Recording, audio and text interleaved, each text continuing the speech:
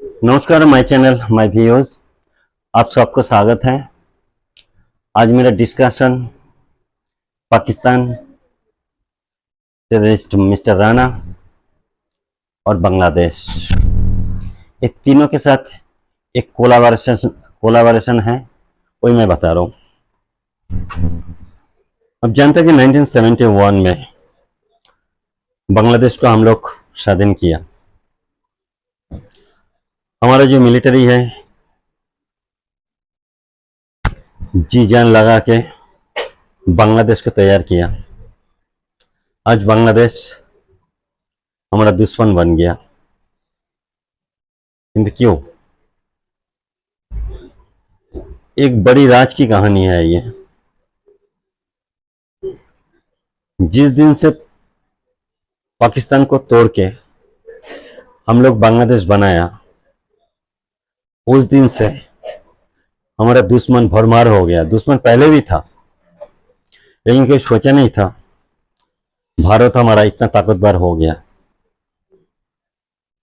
EU, United European union, USA, America,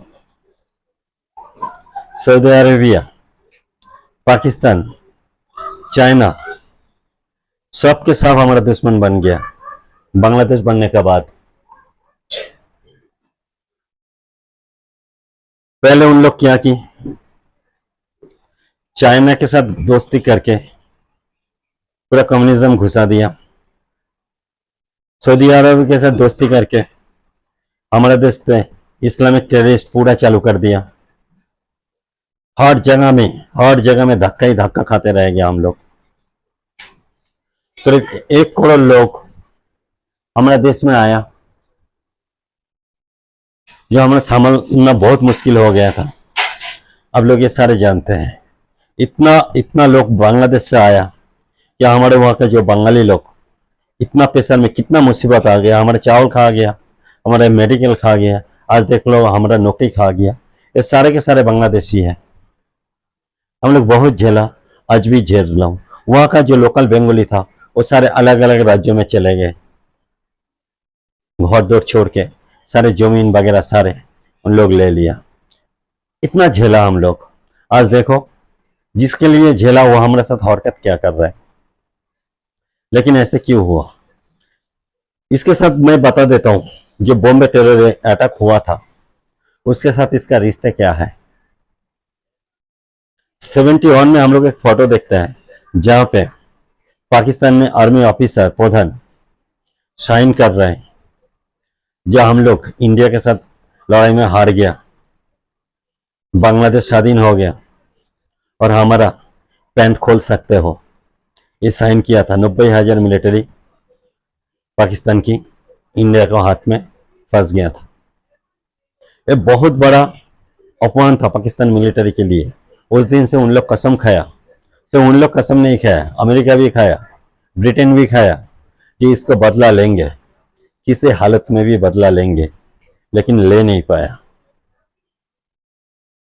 हम लोग देखते हैं, जो बॉम्बे अटैक हुआ था उस टाइम एक अटैक का टारगेट था, वो है जलवायु विहार, रेसिडेंटल एरिया था। क्यों? इसलिए कि वहां पे वो सारे आर्मी ऑफिसर कुछ थे जो उस वक्त इंडिया की तरफ से साइन करवा रहा था बाई फोर्स।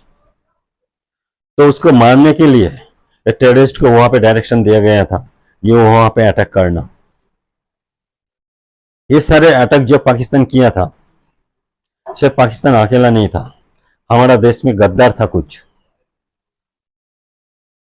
ये सारे कहानी उन लोग जानते थे, ये अटैक होने वाला है, सारे के सारे जानते थे। उस टाइम में हमारा फॉरेन मिनिस्टर या फॉरेन ऑफिसर जितने भी थे, उस टाइम में पाकिस्तान में कोई होटल में मजा मार रहे थे, किसी के साथ कम्युनिकेट हो नहीं रहा था जब यहाँ पे अटैक चल रहे हैं। सारे के सारे जो पाकिस्तान अटैक कर रहे हैं, वो पाकिस्तान में ये कोई होटल में उन लोग बैठे हुए थे। सारे के सारे हमारा इंटरनेशनल ऑफिसर्स जो थे, फॉरेन ऑफिसर जिसको कहूँ। उस वक्त और एक कहानी घटा था, जो वहां का लोकल पुलिस, बॉम्बे की बहुत महान पुलिस था, महाराष्ट्र की, उन लोग लड़ने के लिए आगे बढ़ा तो गोली खा गया। लेकिन बहादुरी के साथ वो एक आदमी को पकड़ लिया। लेकिन उस वक्त मदद मांग रहा था हमारा एनएसजी जो है इंटरनेशनल, सॉरी, भारतीय जो मेन ये टेरर अटैक को संभालते हैं, उनको जो सॉरी सिक्योरिटी होता है वो सारे वो रहते हैं गुड़गांव का मानेसर, दिल्ली से करीब करीब 30-35 किलोमीटर। वो आने में उस वक्त रोड उतना अच्छा नहीं था, शायद 1 घंटा 1.5 घंटा लग जाते थे। कोई बात नहीं, उन लोग आया, एयरपोर्ट में रुका। पहले तो कम्युनिकेशन ही नहीं हो रहा था। जो होम मिनिस्टर था उसको बोलते हैं ऐसे हो गया, वो पता नहीं कहाँ पे सो गए थे। उधर से प्रधानमंत्री को फोन कर रहे थे, सर एनएसजी को बुलाओ ना बुलाओ। उसके बाद पाकिस्तान फोन कर रहा था, सर इधर से एनएसजी देने के लिए बोल रहे हैं, जल्दी करो नहीं तो हम लोग एनएसजी आ जाएगा, मुसीबत आ जाएगा। ओवरऑल ये हुआ जब दिल्ली से बॉम्बे एनएसजी जाने के लिए 14 घंटा लग गया। तब तक उन लोग इतना नुकसान किया जो होटल को, ताज होटल को, क्या बताओ। जब जा रहा था हमारा होम मिनिस्टर अचानक ये बोलना चालू कर दे, मैं भी जाऊंगा उनके साथ। कोई बात नहीं, जा सकते हो। जो उनके साथ जाने के लिए हमारे प्लेन के अंदर वो सारे एनएसजी कमांडो 2 घंटा वेट किया, प्लेन में बैठा हुआ है। एक बात बताओ, हमारे यहाँ से न्यू दिल्ली एयरपोर्ट कितना मिनट लगता है इमरजेंसी में? मेरे हिसाब से 20 मिनट। अरे वो उसको जाना ही था, प्रोग्राम पहले ही स्टार्ट था, तो 20 मिनट पहले वहां पे जाके बैठ जाते। ये मैं भी जा रहा हूँ वहां पे। अरे उनको जाने की क्या जरूरत था? ये तो मेरा समझ में नहीं है। ये घोटाला करने के लिए जा रहे? कोई बात नहीं। उसके बाद 6 दिन के अंदर एक किताब आता है, जहाँ पे किताब में हमारा बहुत बड़ा सिनेमा डायरेक्टर स्क्रिप्ट लिखता है, वो भी करता है, महेश भट्ट। अब जानते हो महेश भट्ट का तो गोलमाल है उसमें। कुछ सारे मुसलमान कहां से लेके आता है, उनके साथ कुछ अलग से ही उसको रिश्ते हैं पाकिस्तान की। तो एक किताब उन्मोचन करता है, जो टेररिस्ट कैसे अटैक हुआ, क्या हुआ, क्यों हुआ। उसमें लिखा रहता है ये सारे जो है हिंदू लोगों ने कराया। अजीब बात है, क्यों? जो पकड़ गए थे उसका अंदर एक कलाई में हमारा हिंदू का साइन था। ऐसे सारे टेररिस्ट के हाथ में वो साइन था, कलाई जो लाल टाइप का होता है, हम लोग बांध के चलता है।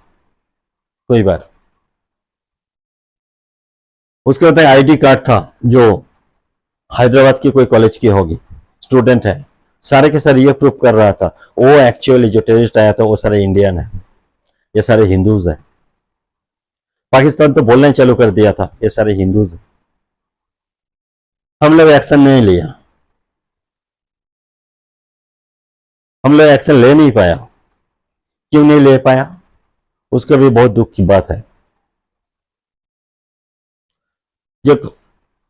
जब अमेरिकन कोई प्रेसिडेंट हमारा प्रधानमंत्री को पूछा अब एक्शन क्यों नहीं लिया पाकिस्तान के अगेंस्ट में, तो उन्होंने बोला हम लेते, लेकिन अगर लेते तो मुस्लिम वोट हमारा से काट जाता।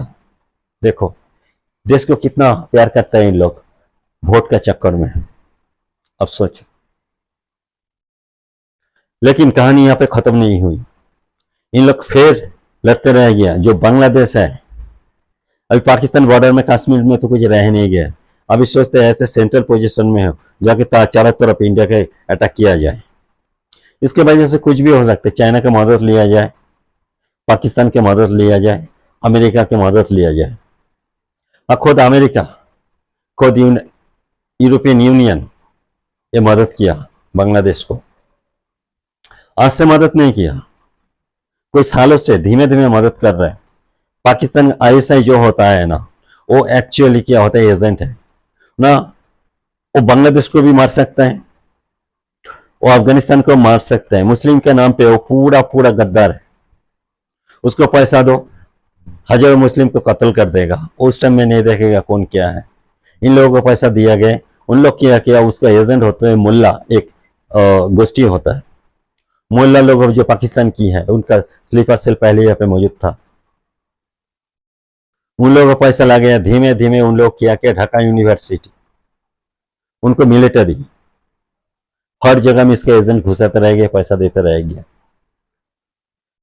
सब वहां पे नहीं, हमारा जो बांग्लादेश का वेस्ट बंगाल का बॉर्डर है, यहाँ के अंदर जो मुस्लिम रहते हैं उनको भी पैसा देते रहेंगे, उधर से पैसा फंड आते रहेंगे। ये पैसा सिर्फ उन लोग नहीं दिया जो यूएसए एड का बोल सकते हो, या पाकिस्तान पाकिस्तान को कहाँ से पैसा मिलेगा? सारे के पैसा अमेरिकन है। ये सारे पैसे घुमा फिरा के यूरोपियन यूनियन दे के यहाँ पे बांग्लादेश में आए।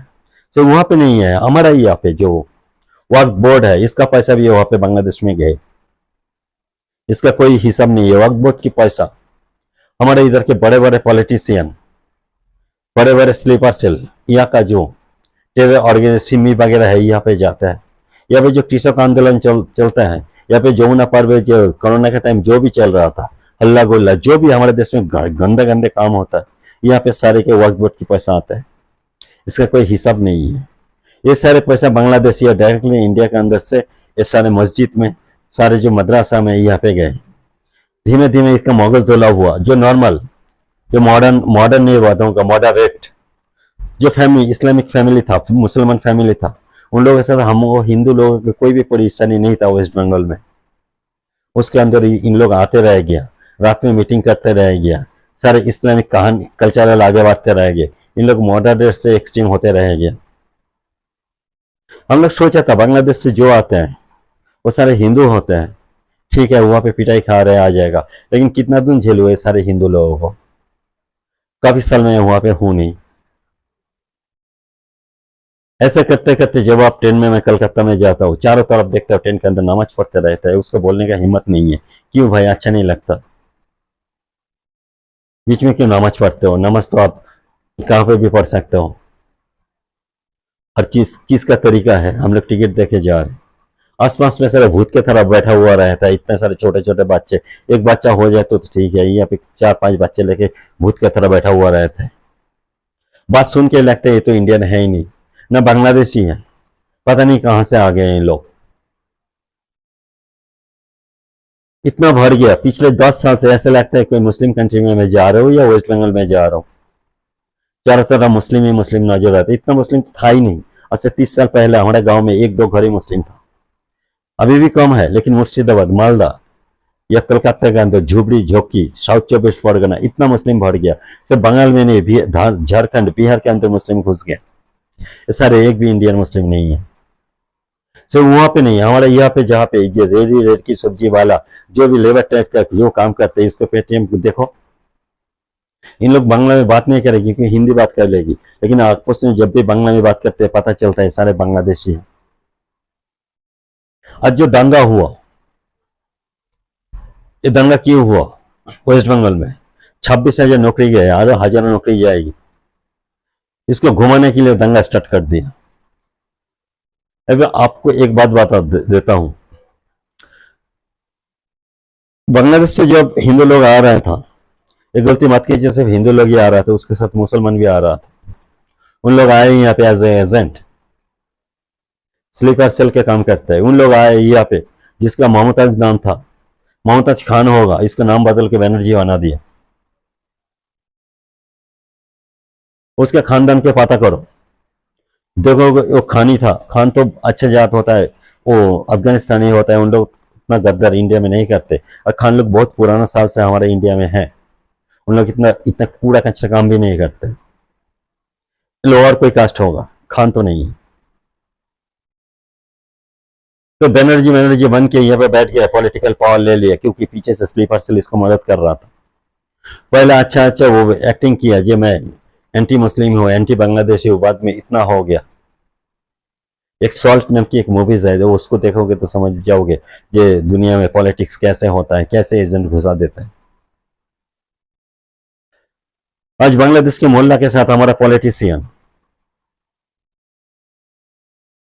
यहाँ का 30% मुस्लिम पूरा उसके साथ है। इतने लज्जा की बात है, जो पाकिस्तान के बांग्लादेश वाले आदमी तो रेप हुए, मार खाते हुए, सारे खत्म करके यहाँ पे खाली हाथ में, नंगा हाथ में आया। वो आने के बाद ही एंटी नेशनल हो गया। पहले ऐसे पार्टी को वोट दिया जो पूरा पूरा एंटी नेशनल कह सकता हूँ, सीपीएम। बाद में जो पार्टी आया, ये सारे इंडस्ट्री खत्म करके कुछ भी नहीं रखा, भीख मांगने के लिए। उसका इंडस्ट्री का मतलब झालमुड़ी बेचना, चाय बेचना। कैडर्स को जॉब देते हैं, पैसा खा के खुद पार्टी बांच रहे हैं। उस पार्टी की उन लोग मदद कर रहे हैं, क्यों कर रहे हैं? 30% तो मान लिया जो उसका एजेंट है, लेकिन बाकी 90% क्या है? ये उनका घर में कोई मुस्लिम की लड़की आ जाए तो कोई खुशी से ले लेगी, लेकिन उसको मजाल देखो, मुस्लिम लड़का अपने लड़की तो मुस्लिम के साथ शादी हो, मैं कोई इसके बारे में मेरा कोई प्रॉब्लम नहीं है हिंदू मुस्लिम शादी वगैरह, लेकिन उसका एक फंडामेंटल गड़बड़ है, ये टेलर के साथ बहुत ज्यादा मिल जाता है उनका। जितना फंडामेंटल बनेगा हमारे हिंदू मुस्लिम लड़ाई का चांस उतना ज्यादा है, मॉडरेट होता नहीं। पहले मॉडरेट था, हमारा वेस्ट बंगाल में दंगा मैंने सुना ही नहीं है, लेकिन अभी देखो दंगा स्टार्ट हुआ, इसका वजह भी है ये सारे जो कूड़ा कचरा, अगर इंडिया की सिक्योरिटी एस्टेब्लिशमेंट की ये सारे देखने चाहिए, ये क्या हो रहा है। एक आदमी को खा रहा है, इतना पैसा मिल रहा है, जो पार्टी को पूरा वेस्ट बंगाल पार्टी जनसाधारण को कंट्रोल कर रहा है। ये सारे बाहरी पैसा, ये सारे वक्फ बोर्ड की पैसा, हमारा पैसा देके हमारे सत्यानाश कर रहे हैं। इसको संभालिए, इसको समझिए। आज इतना तक कि अच्छा लगे तो शेयर करना, लाइक करना, और अच्छा लगे तो मेरा चैनल को सब्सक्राइब करना। धन्यवाद आप सबको, नमस्कार।